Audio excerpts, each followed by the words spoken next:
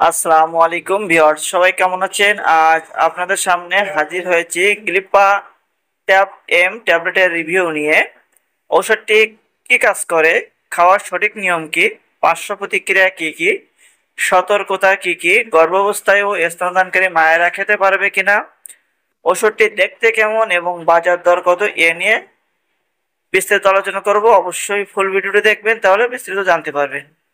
Gilbert M এর genetic name এম্পাগিলিফ্লোজিন এবং metformin, এবং এই দুইটির সমন্বয়ে বা কম্বিনেশন খাদ্য সংযম এবং শারীরিক অনুশীলনের সাথে সংযোজন হিসাবে প্রাপ্তবয়স্ক 1 টাইপ 2 ডায়াবেটিস মেলিটাস রোগীর চিকিৎসায় নির্দেশিত। অর্থাৎ যাদের প্রচুর পরিমাণে ডায়াবেটিস হাই থাকে, কমতে চায় না, তাদের ক্ষেত্রে এই ওষুধটি খুবই ভালো কাজ করে। সাথে যাদের অতিরিক্ত ওজন আছে, সে ওজনকে নিয়ন্ত্রণের মাধ্যমে সাথে সাথে গ্লুকোজকেও নিয়ন্ত্রণ করে থাকে।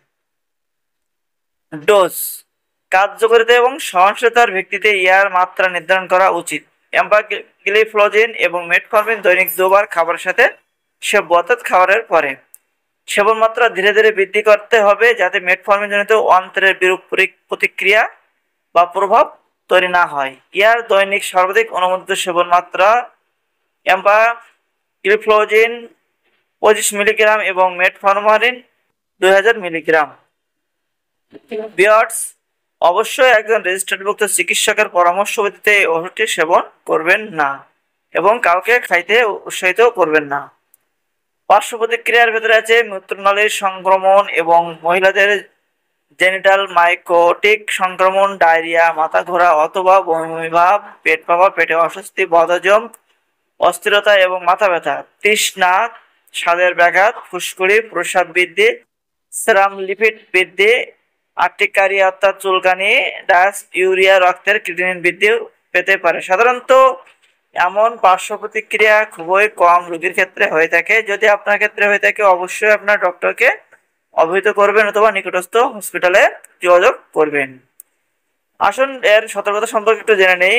ল্যাকটিক অ্যাসিডোসিস, হাইপোটেনশন, তীব্র কিডনির সমস্যা এবং ইউরোসেপসিস এবং ভিটামিন বি 12 এর ঘাটতি, এলডিএলসি এর মাত্রা বৃদ্ধি, অর্থাৎ যাদের প্রচুর পরিমাণে গ্যাস্ট্রিক সমস্যা আছে, হাইপারটেনশন আছে, কিডনির অক্ষমতা আছে, কিডনির সমস্যা আছে, এবং যাদের ভিটামিন 12 অর্থাৎ ভিটামিন 12 এর ঘাটতি আছে, তাদের ক্ষেত্রে এটি সতর্কতার সাথে ব্যবহার করতে হবে বা ডক্টর পরামর্শে ব্যবহার করতে হবে।